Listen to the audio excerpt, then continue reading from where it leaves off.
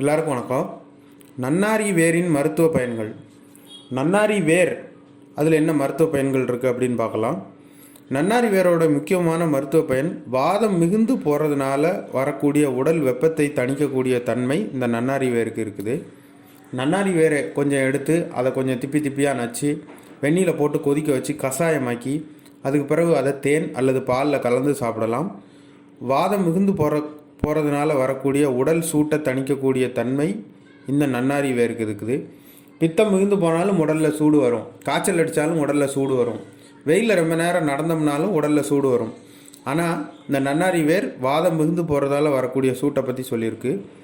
உடம்பு சூடு வரும்போது ஒரு பக்கம் மலக்கட்டு பிரச்சனை வரும், அதோட பக்கவாதம் வரும், பிளட் ப்ரெஷர் வரும். இந்த மூணுமே ஒரே டைமில் வரக்கிறதுக்கான வாய்ப்புகள் இருக்குது. அதாவது யாருக்காவது ஒருத்தருக்கு பக்கவாதம் வருது அப்படின்னாலே அவங்களுக்கு கொஞ்ச நாள் முன்னாடி இருந்தே ப்ரெஷர் கூடுன லெவலில் இருக்கும். அதே மாதிரி அவங்களுக்கு மலச்சிக்கலும் இருந்திருக்கும். பக்கவாதமும் மலச்சிக்கலும் ப்ரெஷர் கூடுன தன்மையும் சேர்ந்தாக்கில் தான் வரும். பக்கவாதம் இருக்கிற ஒருத்தருக்கு மலச்சிக்கல் இல்லை அப்படின்னு அவர் சொல்லவே முடியாது. அதே மாதிரி ப்ரெஷர் கூடுனது இருக்குது அப்படின்னா அவங்களுக்கு பக்கவாதம் இருக்கிறதுக்கான வாய்ப்பு இருக்குது. பக்கவாதம் இருக்கிறவங்களுக்கு ப்ரெஷர் கூடுறதுக்கான வாய்ப்பு இருக்குது. இது ரெண்டும் சேர்ந்தே தான் நடக்கும். அவங்களுக்கு அதே மாதிரி இன்னொரு பிரச்சனை நடக்கிற வாய்ப்பு இருக்குது. என்னென்னா சிறுநீர் பிரியாத தன்மை, டக்குன்னு யூரின் போகாது, அந்த மாதிரியான தன்மையும் வரும். இது எல்லாத்துக்கும் மூல காரணம் வாத நாடி அதிகரித்து போகிறது தான். வாத நாடி அதிகரித்து போகும்போது இந்த பிரச்சனையெல்லாம் வரும். இந்த வாத நாடி அதிகரித்து அதனால் உடல் சூடு வர்றதை தணிக்கிறதுக்கு முக்கியமான ஒரு பொருள் நன்னாரி வேர். நன்னாரி வேர்லேருந்து சாப்பிடலாம். முன்னாடிலாம் இந்த சம்மர் வந்துருச்சு அப்படின்னா சம்மர் டைமில் லெமன் ஜூஸ் விற்கிறதுல லெமன் ஜூஸ் கிடையாது, அது இப்போ தான் அதுக்கு பேர் லெமன் ஜூஸ். நன்னாரி சர்பத்துனே தான் அது வச்சுருப்பாங்க.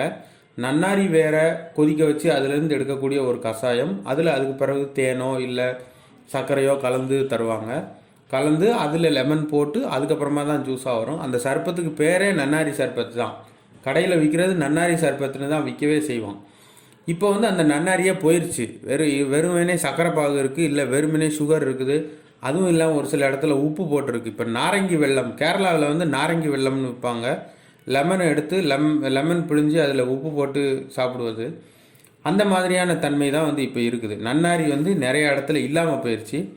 இந்த நன்னாரியில் இந்த மாதிரி முக்கியமான பொருட்கள்லாம் இருக்குது. அதனால் சம்மர் டைமில் நன்னாரியை அடிக்கடி எடுத்து சாப்பிடுங்க, உடம்புக்கு ரொம்ப நல்லாயிருக்கும். நன்றி.